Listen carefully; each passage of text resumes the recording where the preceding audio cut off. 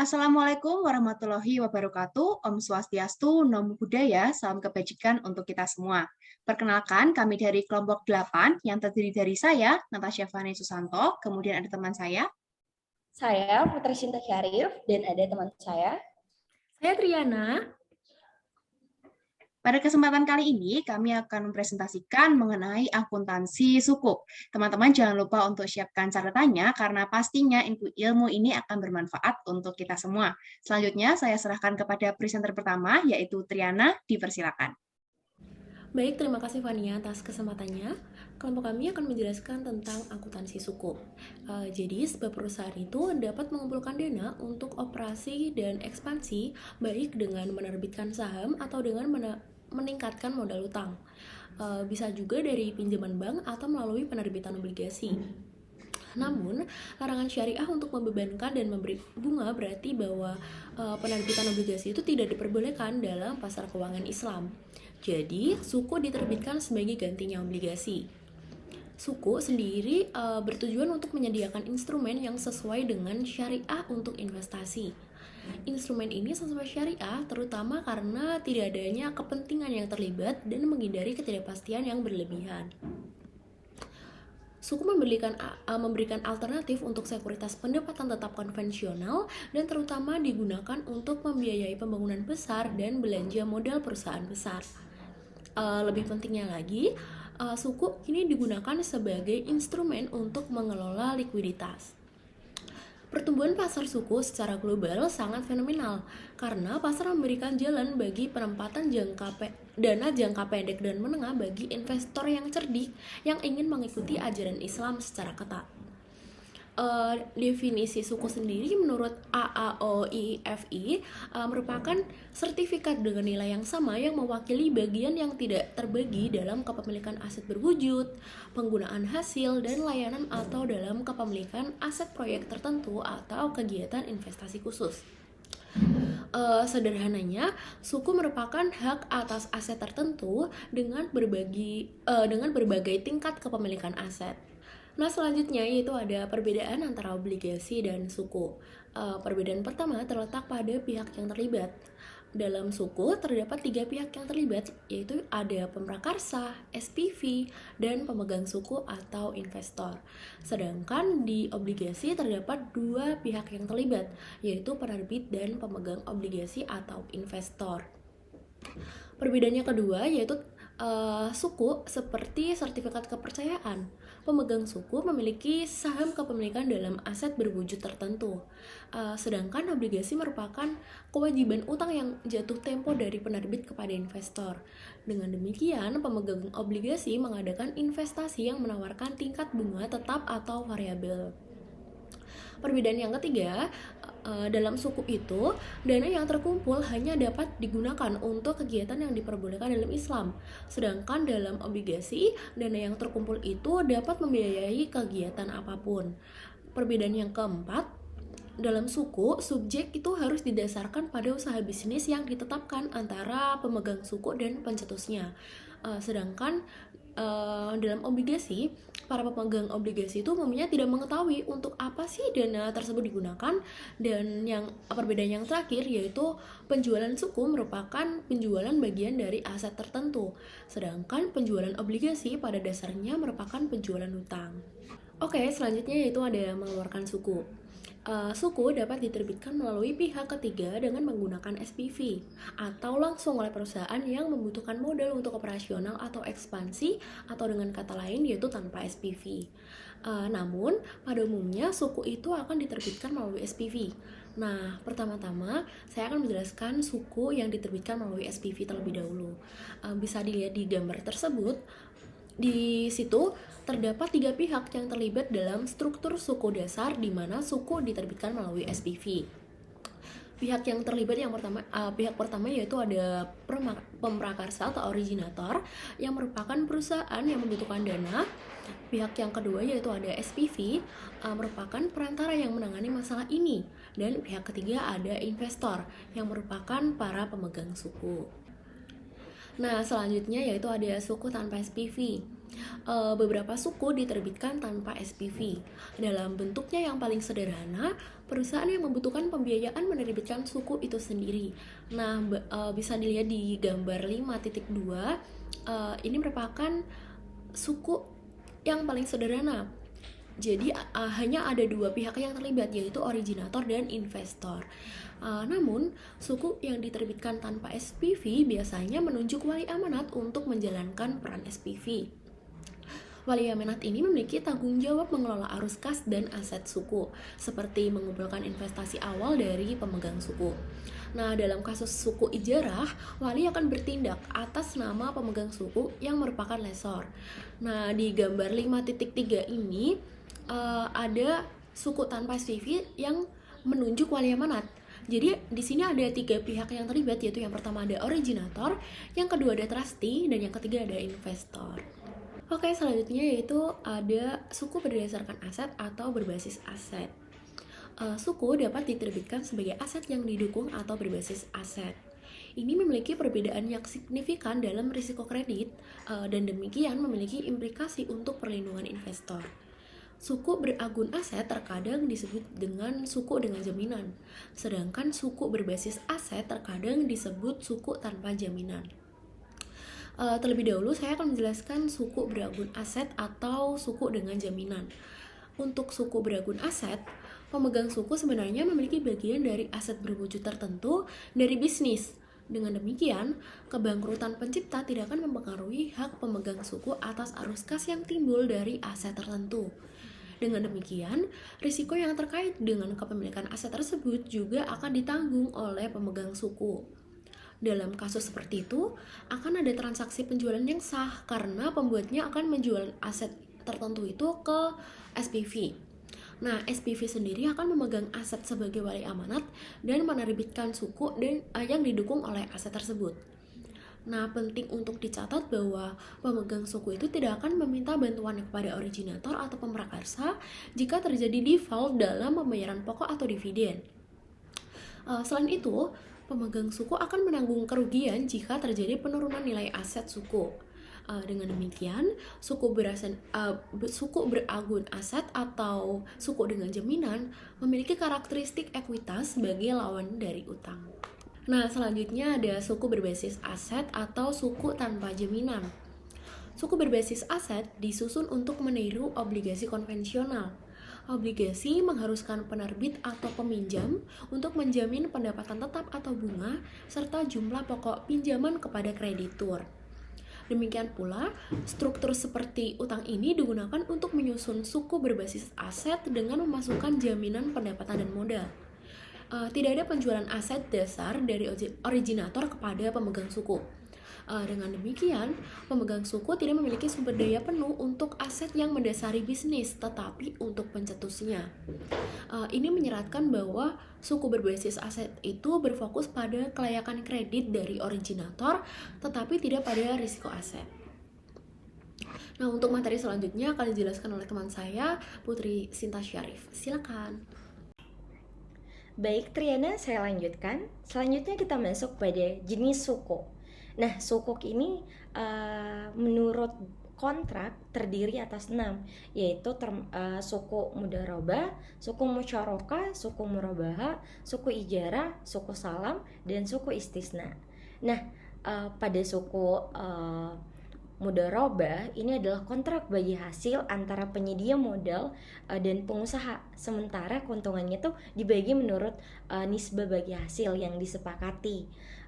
Kerugian itu akan ditanggung sepenuhnya oleh penyedia modal.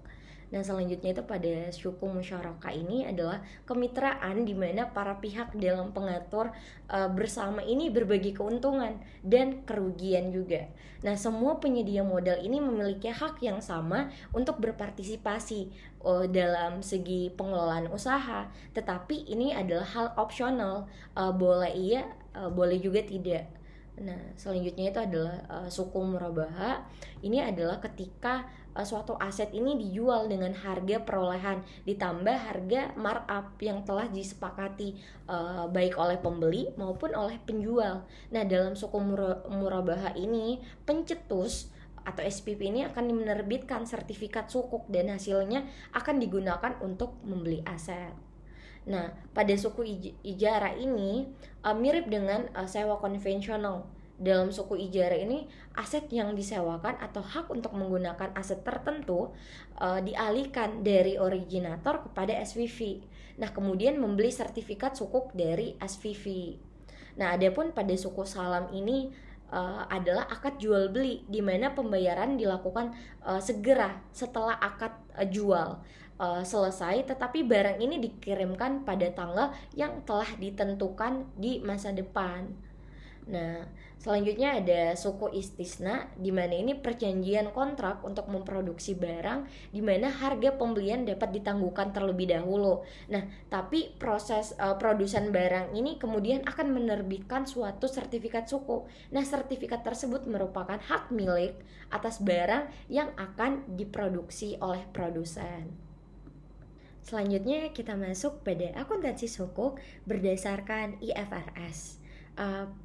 Pada pembahasan ini tuh terdiri atas 3 elemen penting, yaitu sang pencetus, SPV, dan pemegang suku atau investor. Nah, sang pencetus ini adalah pihak yang membutuhkan dana. Nah, dalam pembukuan ini pembuatannya itu mengadopsi IFRS. Nah, transaksi suku ini dianggap murni sebagai transaksi pembiayaan. Nah, dengan demikian pencetus ini akan mengakui suku itu sebagai liabilitas. Nah, penekanan IFRS pada ini adalah sebuah substansi ekonomi dari transaksi. Dengan demikian itu sang pencetus atau originator tidak dapat menghentikan pengakuan aset berupa seperti gedung kantor. Nah, selanjutnya itu ada SPV. Nah, pada SPV ini dalam halnya suku itu diterbitkan melalui SPV. Nah, SPV tersebut itu di sini hanya sebagai wali amanat. Nah, hal legal atas bangunan itu juga dipegang oleh SPV. Sementara pemilik asli itu tetap memegang kepentingan yang menguntungkan atau bisnisnya itu. Mengingat hal ini, ketika aset dijual itu arus kas yang timbul darinya itu tidak ditampilkan pada laporan posisi keuangan SPV. Nah, SPV ini hanya bertanggung jawab atas biaya perwalian serta biaya operasional. Nah, selanjutnya itu adalah pemegang suku atau investor. Nah, berdasarkan IFRS 139 itu, suku akan diperlakukan sebagai investasi yang dikategorikan itu terbagi atas 3, yaitu investasi yang dimiliki untuk diperdagangkan. Terus ada investasi yang tersedia untuk dijual, dan yang terakhir itu adalah investasi yang dimiliki hingga jatuh tempo. Nah, selanjutnya saya akan membahas akuntansi sukuk berdasarkan AAOIFI. Ini terbagi juga atas 3 elemen. Yang pertama adalah sang pencetus, yang kedua adalah jual dan sewa kembali, dan yang ketiga adalah pemegang suku atau investor. Nah, pada sang pencetus di bawah AAOIFI ini, originator atau sang pencetus ini akan mencatat penjualan aset dan juga akan mencatat sewa-sewa tahunan. Dengan demikian, pencetus itu tidak mencatat apapun kewajiban keuangan atas sukuk yang diterbitkan oleh SPV. Akhirnya pada akhir periode jatuh tempo, sang pencetus ini atau originator mencatat pembelian kembali aset sebagai akuisisi aset baru. Dan selanjutnya itu jual dan sewa kembali. Nah, berdasarkan ini pada standar AAOIFI ini, standar syariahnya tentang suku itu secara khusus membahas masalah pembelian kembali sebagai berikut. Kutipannya ini sebagai berikut ini. Diperbolehkan bagi penyewa dalam suku al-ijarah untuk berjanji kepada aset sewaan ketika sukuk tersebut habis nilai nominalnya, asalkan dia, yaitu penyewa, bukan juga rekanan, mudarib, atau agen investasi. Karena alasan ini sebagai besar suku menggunakan struktur suku ijarah. Hal ini terutama karena suku ijarah itu memberikan jaminan pengembalian yang telah ditentukan sebelumnya kepada investor suku. Nah, selanjutnya itu elemen yang terakhir adalah pemegang sukuk atau investor. Nah, sukuk sendiri itu diklasifikasikan kepada 3 kategori besar berdasarkan FAS Not 17 AAOIFI. Suku dikelompokkan sebagai berikut, yaitu untuk perdagangan, tersedia dijual, dan yang terakhir tuh dimiliki hingga jatuh tempo. Selanjutnya teman-teman bisa lihat di layar masing-masing contoh soal berdasarkan sukuk ijarah. Nah, di sini ada contoh soal yaitu bunyinya seperti ini. Laporan posisi keuangan Alif Enterprise AE untuk tahun yang berakhir pada tanggal 31 Desember 2018 adalah sebagai berikut, di mana aset terdiri dari bangunan sebesar 100 juta US dollar, kas sebesar 50 juta US dollar. Nah, adapun didanai oleh terdiri atas 2, yaitu modal saham sebesar 120 juta US dollar dan laba ditahan sebesar 30 juta US dollar. Nah, Alif Enterprise ini membutuhkan sebesar 100 juta US dollar untuk membiayai kegiatannya dan ingin menggalang dana melalui penerbitan sukuk ijarah pada 1 Januari 2019. Nah, Alif Enterprise ini mendirikan Special Purpose Vehicle SPV dan menjual gedung perkantorannya kepada SPV seharga 100 juta US dollar. SPV ini kemudian menerbitkan 100 juta US dollar suku kepada investor atau pemegang suku atau yang disebut investor dan memegang gedung kantong kepercayaan bagi pemegang suku. Nah, Alif Enterprise ini setuju untuk membeli kembali gedung kantor tersebut dengan harga 110 juta US dollar pada tanggal 31 Desember tahun 2023. Nah, SPV menyewakan gedung kantor tersebut kepada Alif Enterprise sebesar 5 juta US dollar per tahun. Nah, AAI ini menghasilkan keuntungan sebesar 40 juta US dollar setiap tahunnya. Asumsikan semua transaksi ini dilakukan secara tunai. Nah, yang diperlukan ini pada bagian A itu diskusikan dan jelaskan dengan diagram alur proses penerbitan suku. Nah, bagian B itu perhitungkan suku berdasarkan IFRS dalam pembukuan originator, yaitu Alif Enterprise. Nah, yang bagian C, perhitungkan suku berdasarkan FAS AAOIFI dalam pembukuan originator Alif Enterprise. Nah, pada soal ini akan dibahas teman saya yaitu Fania. Baik, terima kasih Putri atas kesempatannya. Sekarang saya akan menjelaskan mengenai alur proses penerbitan dari sukuk. Teman-teman bisa sambil lihat gambar yang ada di kiri ya. Alur yang pertama, pada Januari 2019, Alif Enterprise akan menjual gedung kantornya ke SPV sebesar 100 miliar dolar. Dengan kesepakatan bahwa Alif Enterprise ini akan membeli kembali gedung kantornya sebesar 110 miliar dolar dalam jangka waktu 5 tahun. Yang kedua, SPV menerbitkan sertifikat sukuk ke investor sebesar 100 miliar dolar. Dengan ini, berarti investor ini memiliki hak atau beneficial interest pada gedung kantor Alif Enterprise. Pada alur yang ketiga, SPV menyewakan kembali gedung kantor kepada Alif Enterprise dan Alif Enterprise membayar sewa secara berkala kepada SPV. Alur yang keempat, SPV menerima pembayaran dari Alif Enterprise dan mendistribusikan jumlahnya ke investor, yaitu sebagai pemegang sukuknya. Kemudian yang terakhir, untuk alur yang kelima, pada Desember 2023, SPV akan menjual kembali gedung kantornya ke Alif Enterprise sebesar 110 miliar dolar, dan nilai ini sudah disepakati tadi sebelumnya atau tadi di awal waktu Alif Enterprise menjual gedung kantornya kepada SPV. Selanjutnya, saya akan menjelaskan mengenai akuntansi sukuk menurut IFRS. Menurut IFRS, kita harus melakukan perhitungan untuk cost of finance atau beban finansial terlebih dahulu. Dengan pembayaran sewa sebesar 5 miliar per tahun selama periode 5 tahun, dan pada akhir periode akan membayar lagi sebesar 10 miliar dolar, dan diketahui annual interest-nya adalah 5%. Dengan hal-hal yang diketahui tadi, kita bisa mendapatkan rate cost of finance-nya adalah 6,7477%. Dapat dari mana? Teman-teman bisa dapat dari rumus Excel, yaitu menggunakan rumus IRR. Untuk tabelnya bisa dilihat di bawah, dari tahun ke-0 sampai tahun ke-5, itu tahun ke-5 mendapatkan 115 miliar dolar, itu dapat dari 100 harga awalnya, kemudian ditambahkan 10 karena harus membayar kembali sebesar 10 miliar dolar, dan ditambah 5 lagi, yaitu pembayaran sewa annually-nya sebesar 5 miliar per tahun. Kemudian menggunakan rumus IRR dari B2 itu adalah di min 100 itu sampai B7 nya adalah 115, maka didapatkan rate cost of finance-nya adalah 6,7477%. Di bawah IFRS, pihak originator, dalam hal ini yaitu Alif Enterprise, akan memperlakukan transaksi sukuk seperti menerbitkan sebuah obligasi. Karena memang baik obligasi ataupun sukuk itu punya konsekuensi ekonomi yang sama.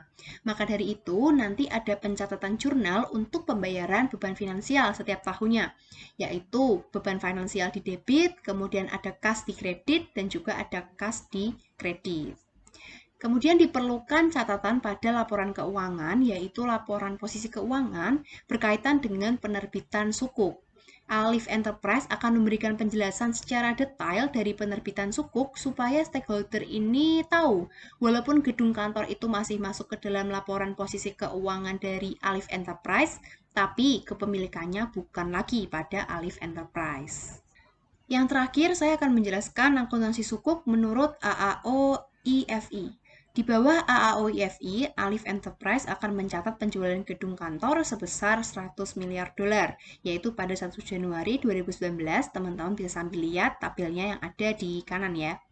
Yang kedua, Alif Enterprise akan mencatat pembayaran sewa sebesar 5 miliar per tahun, dimulai dari 31 Desember 2019 sampai dengan 31 Desember 2023. Tapi, Alif Enterprise tidak mencatat utang atau kewajiban dari sukuk yang diterbitkan oleh SPV, jadi tidak ada beban finansial yang dicatat. Dan kalau teman-teman lihat, di jurnalnya itu tidak ada akun dari akun sukuk itu sendiri tidak ada. Tidak seperti yang ada di pencatatan menurut IFRS tadi. Kemudian yang terakhir, pada akhir periode, Alif Enterprise akan mencatat pembelian kembali dari gedung kantor sebesar 110 miliar sebagai akuisisi dari aset baru. Bisa dilihat jurnalnya, yaitu pada 31 Desember 2023 ada aset di debit dan juga cash di kredit sebesar 110. Terakhir, saya akan membacakan quote dari Ali bin Abi Thalib, yaitu ilmu lebih baik daripada harta. Ilmu menjaga engkau dan engkau menjaga harta. Ilmu itu penghukum, sedangkan harta terhukum. Harta akan berkurang jika dibelanjakan, tetapi ilmu akan bertambah jika diamalkan. Sekian pemaparan dari kelompok kami. Terima kasih atas perhatian teman-teman semua. Semoga ilmu yang kami berikan bisa bermanfaat ya. Saya Fania. Saya Putri. Saya Triana. Pamit undur diri dan wassalamualaikum warahmatullahi wabarakatuh. Terima kasih semuanya. Terima kasih.